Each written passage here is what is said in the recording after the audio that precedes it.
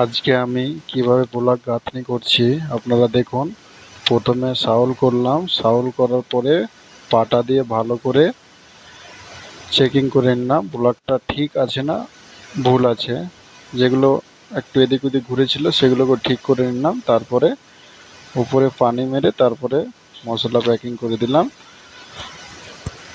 আপনাদের যদি একটু ভালো লাগে তাহলে একটা লাইক, কমেন্ট, শেয়ার করে দেন যে আমি এইভাবে কাজ করে আপনাদের কাছে নতুন নতুন টিপস এবং নতুন নতুন ভিডিও আপনাদের কাছে পৌঁছতে পারি।